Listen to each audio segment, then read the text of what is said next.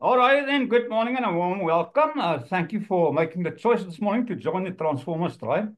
I'm really excited about the near future and what's happening every single day in our lives. I had the privilege to visit a friend last night. It was her birthday. So, by the way, happy birthday, Stella. She had a birthday on the 14th. Samantha yesterday, Johan tomorrow, and Estelle on Tuesday. A lot of birthdays in May. And Oker. And Oker, yay, yippee. It's awesome.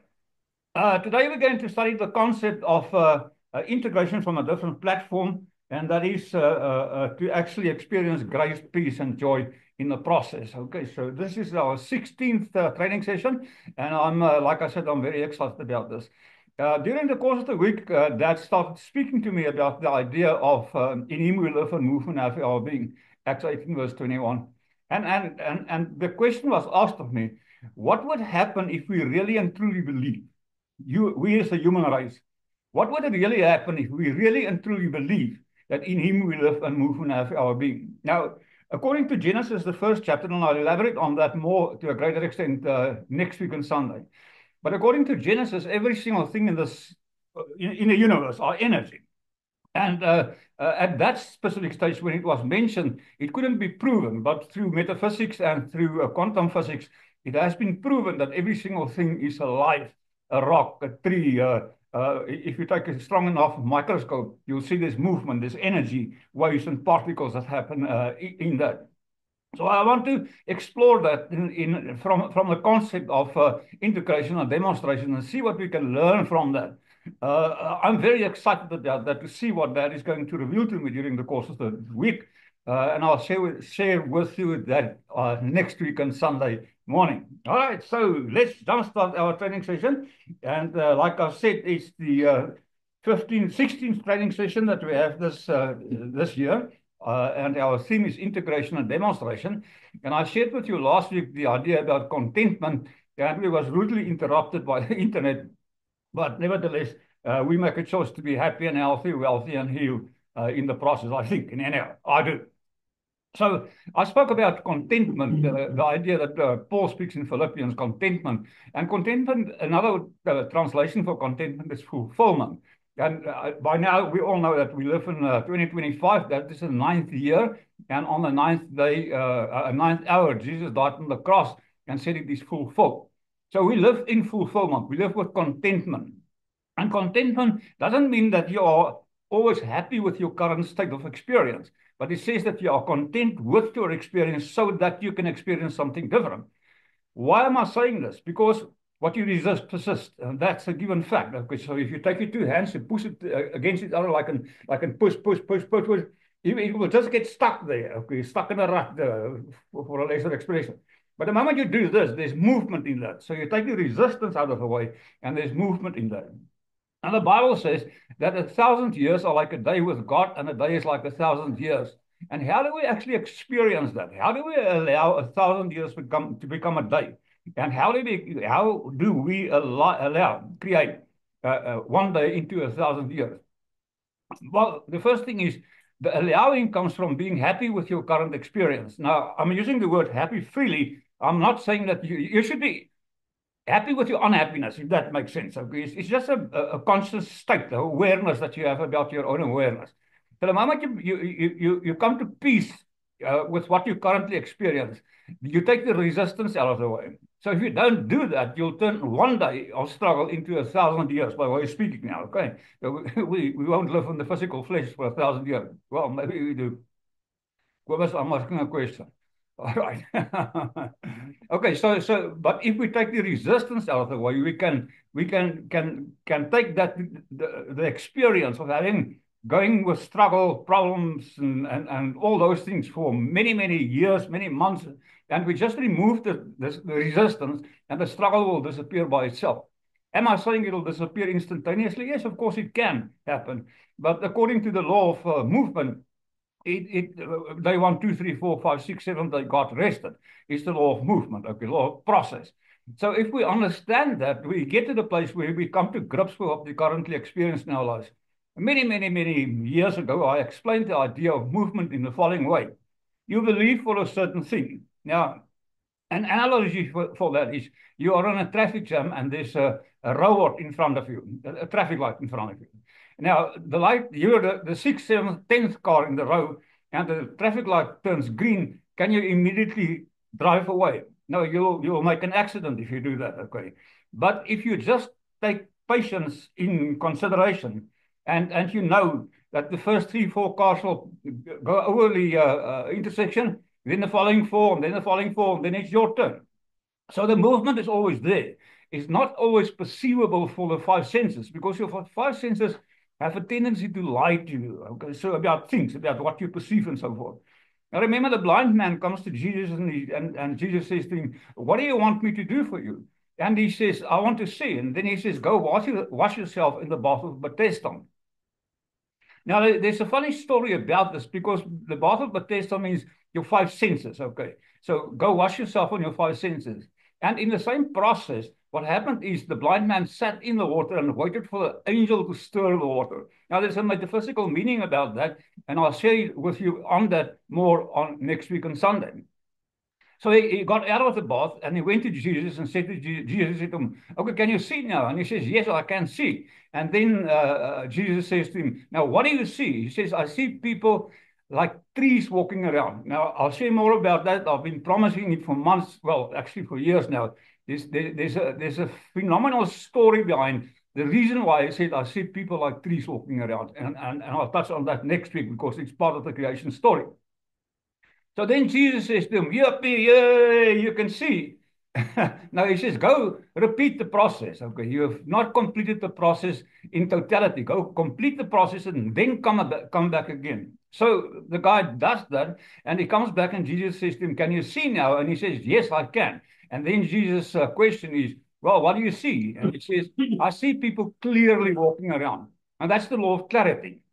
If you don't know where you're going, how will you know you are there when you get there? If you don't know what you want out of life, how will you know you've got it when you've got it?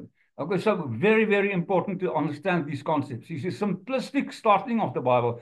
In the beginning was the Word, and the Word was with God, and the Word was God, says John in John 1. And in Genesis, the first chapter, it says, "And God said, let there be light, and there was light." God uttered a primordial sound, Arakara, A-R-K-R, Arakara, and it translates into the first primordial sound that became energy, that became matter, that became energy, that became matter. It's a consistent process. Every single thing in this universe are moving. I'm running off at the mouth now, so I better shut up about the idea about the energy on that. But we'll share more on that as we go on next week and the week after that, as long as that intend us to do that. So this is important to understand, my dear friends, that every single thing in this universe are just energy. And energy comes and goes, and in Him we live. We are the breath of God.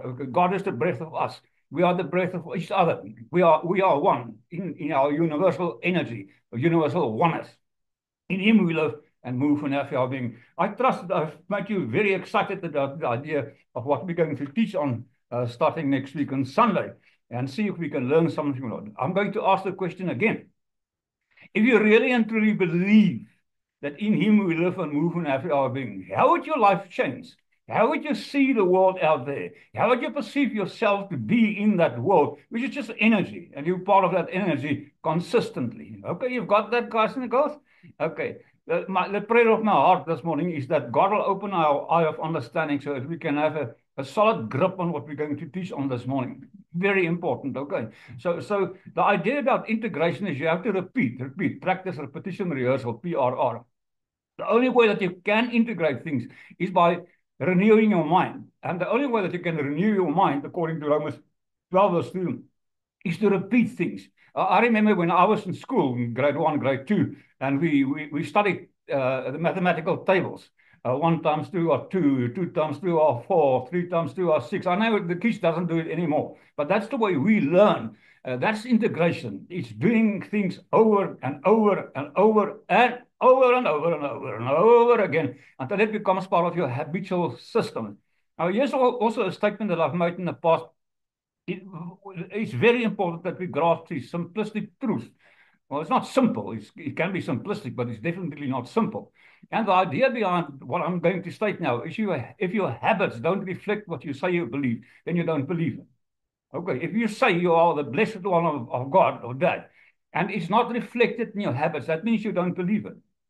Then you have to start over and start integrating that information into your brain mind. Okay. Now remember, your brain is just a mechanical thing, and we through ages have been conditioned to surrender our power, our God-given power. We've been created in the image and likeness of God, and given rulership and dominion over our universe. Now we've surrendered that to our brain, and our brain has taken over for many, many years. Not for all people. There are enlightened people that has surpassed the idea. But what runs and controls our lives currently, for most people, are our reptilian brain. And our reptilian brain represents your fight, flight, and freeze instincts. So that's what people normally do. They either fight or they flee or they freeze. They just don't do anything about the outcome of their experience. And once we understand that in Him we live and move and have our being, we understand that we have the same power that God has. Okay, God has given us this power in the beginning. God created human beings, you and me, in His image and likeness. Okay, image and likeness. Image is image in action, imagination. And Genesis 11 verse 6 says, nothing you imagined will be impossible for you. So it's important to understand these concepts. And we'll just drill it in until it becomes second nature with every person that's listening to our experiences.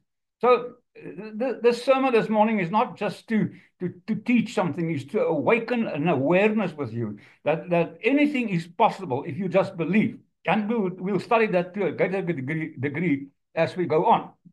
Okay, slow down, Ockert. You move too fast.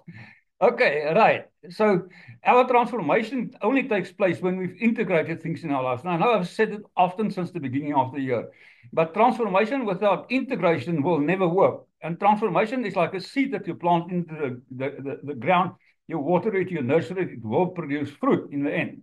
But you don't dig that seed up to see if it's growing. Jesus says, don't you say that the harvest will be ripe on the field 4 months from now, Law and Order 4?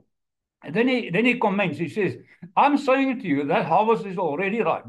But you see what happens in life is we watch the external harvest instead of watching the internal harvest, that which grows underneath the ground.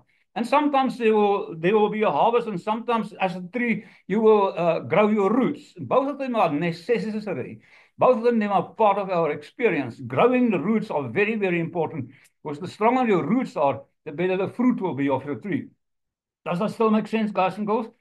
Remember the analogy of the mustard seed tree? And many people have said, if you have belief like a mustard tree, you will say to this mountain, move, and the mountain will move. But it's a wrong perception. What it actually means is that mustard seed knew it was a mustard tree. And we sometimes we have the perception that we God-like, think as God. But is that really true? Is it reflected in our everyday experience consistently? From time to time, yes. I'm asking the question consistently. Well, for me, no. And I'm working my butt off. You can watch me. I haven't got a butt anymore. Okay, I'm joking, of course. Okay. But I'm working on the concept of integrating the idea of think as God, command as a king, play as a child, and live as a millionaire through applying. I don't know how. Just surrender. That's what I don't know how means. I only now know that I do. This brings you to the present moment. Remember, the Bible so clearly says that God is yesterday, today, and tomorrow exactly the same. That means time doesn't really exist, except if you watch time. So if you wear a watch, and I'll say to you, what time is it now? The first thing people will do, they will look at their watch to see what time it is. But the actual answer should be, when I say, what time is it? The actual answer should be now. It's the only moment that you have in life. It's the present moment in this specific time. Unfortunately, most human beings are pushed by their past and pulled by their future. Now, if the past was negative, that means there will be an expectation of negative futures also, and you'll experience this in the present moment. So the only way to change that is to become aware of your present moment. And to a great extent, it's not only about awareness, it's about awareness of your awareness. Okay, does that make sense, guys and girls? Do we have to wake up, little Susie? Wake up now, let's sleep us, Ephesians 14. Wake up, thou that sleepest, and come out from the dead, people. Okay, so we have to wake up. We have to be aware of our surroundings, and we have to be aware of our internal world that created that external world. Paul so clearly says in Corinthians 13, we look in a mirror as if in a riddle, but there will come a time when we look at ourselves as we actually really and truly are, and then we'll say, that will say, you will be changed to the image and likeness of the Christ consciousness that's already dwelling inside. It's not something that's going to happen in a far future. The Bible states it so clearly. It says, before the foundation, Ephesians 1 verse 8, before the foundations of this world was laid, you were called out to be holy, blameless, and without lack before God. You have been predestined to be conformed to the image and likeness of the Christ consciousness. So it's not something that God still has to do. It's already happened. It's in your path. We just have to be aware of that and start applying the idea of awareness of our awareness. Okay, ask yourself, why am I thinking the way I'm thinking? Okay, where did it come from? How was I conditioned to believe these things? Because beliefs are just consistent thinking patterns that you have in your life. And the moment you start changing the thinking patterns, the beliefs will follow your thinking patterns, and therefore your actions will be reflected through what you believe. Okay? Negative beliefs, negative results. It's the law of cause and effect. It always worked that way. Okay? So Joel 3 verse 10 says, let the weak say I'm strong. You first have to admit that you are looking in a riddle as if in a riddle. And then you say to yourself, okay, but that what I see there is just the creation of my internal world that's reflected in the external world. And then you say to yourself, listen, Boki, if you created that, you can create something else in its place. Because we are consistently creating, whether you want to know it or not, whether you want to accept it or not, whether you want to acknowledge it or not, we are consistently creating our perceived realities. Now, I'm using the word perceived reality, very important. Einstein so clearly says, he says, reality is just an illusion, although a very persistent illusion. So the idea behind quantum physics and metaphysics is where your intention goes, your attention goes, your energy flows, and where energy flows, substance manifests. Okay, so in him we live and move and have our being. The moment we reframe our consciousness, our awareness to that concept, we'll start thinking habitually as God. Does that still make sense, guys and girls? I trust it do. And as we go on, we'll study it in a deeper soul. So the very first thing that we have to realize is that God has given us freedom. Okay, where the Spirit of the Lord is, there is freedom. And you have to check freedom in all areas of your life, spiritually, intellectually, emotionally, socially, physically, financially, and in your relationships. Do you really and truly experience freedom there? Well, I don't in all areas of my life. I have to be honest, as far as I can be honest in regards to this. There's certain areas of my life that's either black or white or a gray area where I don't experience real freedom to the extent of the promises that God has made in my life. For you also. Ephesians 3:20 says, God is able and just to give exceedingly abundantly above that which you may pray, ask, or even think about, according to the power that works within you. The word power translates in dianonia and Peshitta Greek, and dianonia translates into the faculty of your mind, your subconscious way of thinking, by implication, your imagination, or then your image in action. If you don't change the way you see yourself, it will not be reflected in the external world. That's the basic bottom line of our lives. If you don't think and live as a millionaire, you'll never experience those concepts of financial freedom in your life. So freedom is the oxygen of the soul. In the kingdom of God, freedom is not political. It's the oxygen of the soul. It is personal, spiritual, and eternal. That's freedom. It's not something that has to happen. It's already happened. We have to just acknowledge, then accept the idea behind that, take the resistance out of the way, and naturally allow God's grace in our lives being displayed. So the idea that which I've shared many times in the past is every day you say to yourself, I'm curious to see, because that's human. That's why we've created things. It's because the curiosity of human beings. I know there's a saying that says curiosity killed the cat. But just get over that, okay? It's curiosity that created the world we are currently experiencing in our lives. Okay, guys and girls? So when we look at the idea behind curiosity, say, I'm curious to see how my natural state of love and abundance, because that's been given to you. Remember, the Bible says, so God loved this world that he gave his son so that we can experience the blessings of God in our lives and abundance, in abundance. So the idea is, if we are curious about how our love and natural state of love and abundance will reveal itself to us to experience, there'll be freedom in that. And I've shared with you the week before last week the idea behind evidence. Signs and wonders will follow. So if we consistently look for evidence, we'll find evidence. And the evidence we are looking for is love, gratitude, abundance, miracles unfolding in our lives. The word I'm using here is unfolding, because no miracles just happens like this. It's an unfolding process. Day 1, 2, 3, 4, 5, 6, 7, they got rested. Very importantly, it's the oxygen. Freedom is the oxygen of the soul. So from a metaphysical perspective, freedom begins in the mind. Proverbs 23:7 says, like a person thinketh in his heart, so are they. The word heart, I know I've said this oftentimes, but repetition is the mother of all skills. The word heart in Hebrew is labeh, and it translates into the thoughts and the feelings of the brain mind. So it's important that our feelings complement what we think, because if our feelings does not complement what we say we think, we will manifest the feelings and not the thought patterns. It's again so important to understand this, okay? So write a practical affirmation every single day and say to yourself, I don't know, I'm happy and healthy, wealthy and ill. Only now I know that I do. And I always see evidence of this. Does not matter what I do. Through God's grace, it just shows up for me in expected and unexpected ways. And then you go like in, and I am fulfilled. I'm content, okay? I'm content. I'm fulfilled. Thank you. Thank you. And sooner than later, those things will start manifesting in your life. And according to my own experience, all people, doesn't matter what you are actually saying, all people has this personal need to be happy and healthy, wealthy and healed. Hello, are you there? Are you still with me? Okay, wake up, Susie. All right, good stuff. All right. Now, grace is the following aspect that we'll experience. Now, freedom cannot happen unless there are grace revealed in this. But he said to me, that's Paul speaking in 2 Corinthians 12, verse 9, he said, my grace is sufficient for you, for my power is made perfect in weakness. Now, we know that and understand conceptually the idea of Joel 3, verse 10, that says, let the weak say I'm strong, let the poor say I'm rich. That's just my paraphrase now. Let the fat say I'm thin. Okay, let the unhappy say I'm happy. You have to first acknowledge what you currently experience. And many people lie to themselves about their current experiences. So if you don't start admitting what you currently experience, you won't be able to change it.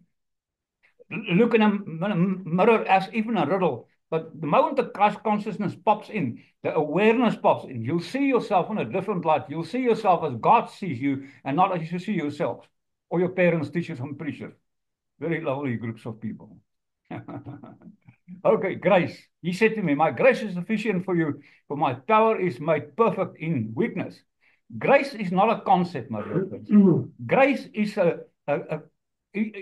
current experience of God's love for you. Okay, grace is the presence of God revealed in your life. Does that make sense, guys and girls? So grace is the presence of God revealed in your life. To think as God is to recognize that we operate not by might nor by power, but through the Spirit of God. Okay? The moment we let go, and the only way that you can let go is by saying, I don't know how. And then admitting that you actually do know how, because the Spirit of the Lord will reveal to you what you have to say when you get into that present moment where you have to act and speak according to your thoughts about God. So here's a practical tip. When faced with a challenge, stop and say, I allow grace to carry me through this. Then breathe. Do deep breathing exercises. Do it for 2 or 3 minutes. You'll be surprised what deep breathing exercises can do for your consciousness, your awareness. Just breathe in and let go. Set a timer and do it for 2 or 3 minutes. I'm not driven by fear. I'm driven by the grace of God. And then do a few deep breathing exercises and see the change that you'll find. I can guarantee you within 2 weeks' time, you'll be a different person to that extent. Then comes peace. Okay? So there's freedom, there's grace. Freedom only happens when grace are in your life. And then comes peace. Now, peace, my dear friends, is the atmosphere of heaven. Peace on earth. Okay, like in heaven. Let's make heaven earth. Okay? Peace on earth. Let's just breathe that in. It's the atmosphere of heaven. The Bible says in Philippians 4 verse 7, and the peace of God, which transcends all understanding, will guard your hearts and your minds in Christ Jesus. It's a prerequisite. You will guard your minds and hearts. Okay, remember Proverbs 23 verse 7, Labbe, your thoughts and feelings. Feelings are represented through your heart. Your thoughts and your heart must become one. Okay. So to that extent, you have to relax in the peace of God, the peace that surpasses all understanding. Look what's happening to you. I don't care because I know God has my welfare in mind. All things work together, Romans 8:28. All things work together for the greater good of them that has been called by God. That's us, okay? Every single person in this universe has been called by God, okay? Peace is not the absence of problems. It's the presence of God in your current experience. I'm going to repeat this because we don't always grasp the idea. Peace is not the absence of problems. It is the presence of God. It is a kingdom within you, undisturbed by circumstances. I'm not moved by circumstances. I'm moved by what I know. And I know that I know that I know that I know. All things work together for the greater good of them that has been called by God. So to command as a king can only happen when you command peace. Jesus said to the storm, be quiet. And only when he quieted the storm, then he said to Peter, get out of the boat and walk on the water. So while the storms are there, it's going to be very difficult, between brackets now, walking on water, okay? And if you can't walk on water, take the boat. I'm just joking, or am I? Okay. So only when the storms were calm, Peter had the ability to walk on water. Yeah, he did sink. But the moment he sank, Jesus just reached out and said, grab my hands. You'll fail. You're still human. But if you keep on keeping on the right direction, watch your feedback, eventually you'll get to the place where you make it big time. Say with me, big time. Big time. Oh, we say it again, big time. Big time. Say, I'm going to make it big time. Big Big time. I'm making it big time. I'm going to make it big time. Love is when a plan comes together. Then comes gratitude. Now, for the last couple of weeks, we practiced this physically by saying, okay, I am receiving, because you can't give anything that you don't, if you don't receive it. So God loved this world that he gave his son, his only son, and abundance, so that you can experience the abundance of God in receiving. Okay, so I received the Christ consciousness.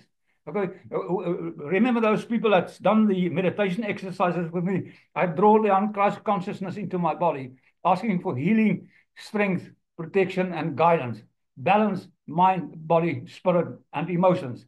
Thank you, thank you. Because if you don't live in a balanced way, get those things in balance, mind, body, spirit, and your emotions, very important, because emotions are energy in motion. Okay, it happens in the brain first, then it's expressed in the external world. Sure, time flies. All right, good.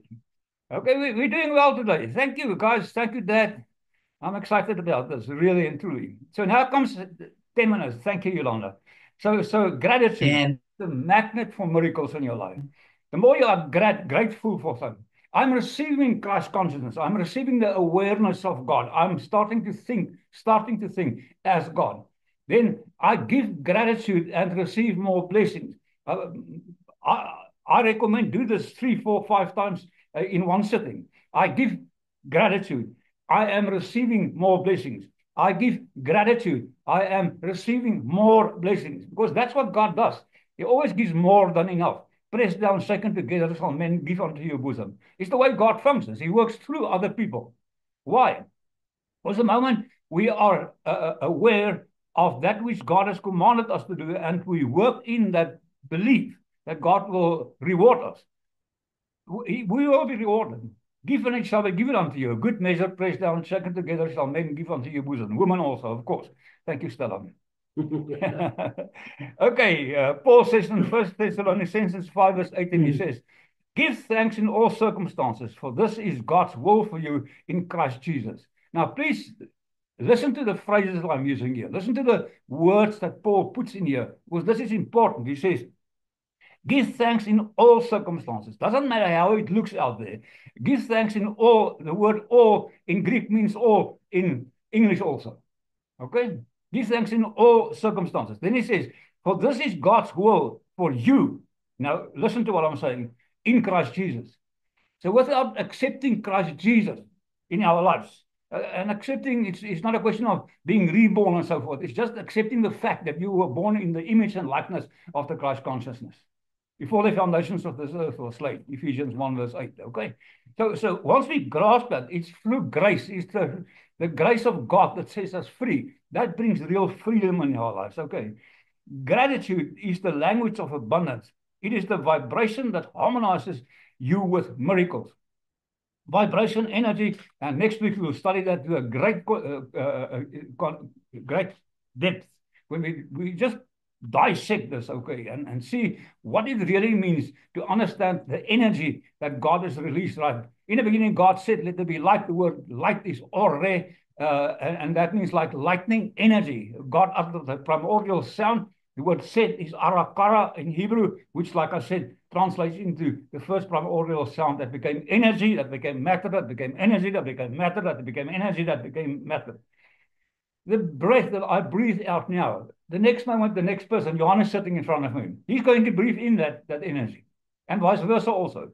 Now, we grasp that when we'll look at it in greater depth next week when we look at the idea of in him we live and move and have our being. I'm putting pedal to the middle this morning. Okay.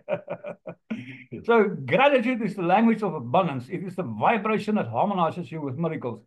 Every single thing in this world vibrate at a certain level. Quantum physics says particles and waves. Okay, waves is those unseen things. The moment you start concentrating on that, it will become a particle and a manifestation is there. But it's a consistent thing. You have to apply this consistently in your life. What you see is what you get. Your words create your world. Okay? Right? The power of life and death. Proverbs 18, the power of life and death are in the tongue. And everyone that uses of it will be satisfied with the fruit of it. So gratitude is not just a feeling, it's a spiritual technology. Okay? It's a spiritual technology that get you to the place where it multiplies whatever you touch in your life. And there's so many things that you and I can be grateful for in our lives. Just breathing, running water out of a tap, electricity that boils the water for us. Switch on the light, and there's so many things. And the moment you have evidence of these things manifesting in your life, you'll have more evidence. And the more evidence you see, the more wonders will appear in your life. Wow. Love it. My suggestion is start a gratitude journal. Now, with the 100-day challenge that I've developed, the workbook that I've developed with the book itself, From Rags to Riches, you have to write down 5 things in the morning that you're grateful for. Just 5, it's fine. It's just helping you focus. In the evening, you write down 5 more things that you're grateful for, that you experience during the course of the day. And then with that, you say, now, what is the evidence that I've seen today of love, abundance, miracles unfolding in my life, okay? Now, just breathing is a miracle, my dear friends. The fact that the sun rises in the east millions of years, sets in the west millions of years, it's a miracle. Science can't explain that to the extent of how God created this universe. And it's scientifically proven that the universe that we currently see is still on a creation process for millions of years. There's more universes. Thank you, Yolanda. Okay, start a gratitude journal. Thank you, God, for your promotion. Thank you for your healing. Thank you for your whatever you want to be thankful for. And start thanking God in advance for things that you want to have in your life. And just start, because your subconscious don't understand the difference between past and future. Just live in the present moment, okay? So we have to live, that's integration. We have to live in this divine identity, to live free, walk in grace, abide in peace, and radiate gratitude for the life that divine energy has promised you, already given to you. It's not only a promise, it's given to you. We just have to acknowledge, accept, and then we'll demonstrate it, okay? So to think as God is to think from completion and not from need. Okay? Everything, and God looked at his handworks and he said, it is done. It is good. It is done. It's done. We don't have to recreate that. It's already done. We just have to live and accept the idea that it's already done. So demonstration is living God out loud. Is where our walk becomes our talk. Okay? We start expressing this to the external world. When I say I'm blessed, people will know I'm blessed because they can see it in my life. So to live this divine life, there's a few things that you have to do. Number one is think higher. Renew your mind through scriptures daily. Romans 12 verse 2. Speak boldly. Prophesy your future with your words. Act in faith. Take inspired action aligned with divine truth. Okay? So here's a practical tip. Create a spiritual vision board. Practice this. Write the things down. Put a picture on there. Use more of your senses until you have created those things in your life. Okay? Millionaire living. The blessings of the Lord make rich, and he adds no sorrow with it. Proverbs 10 verse 22. Ain't that awesome? The blessings of the Lord make rich. It's just you have to accept that, okay? Okay, I'm going to stop here or else our time will catch up on us. And next week we'll speak about the idea of in him we live and move and have our being. Because if we don't grasp that concept on a physical level, expressing it, we'll keep on struggling in the end to experience different things in our lives.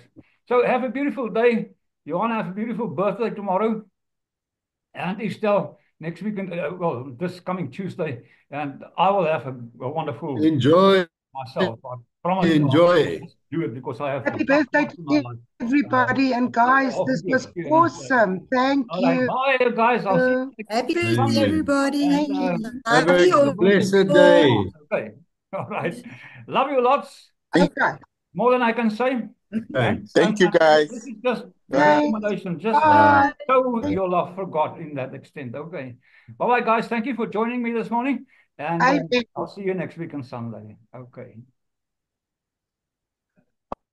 Thank you. It was awesome.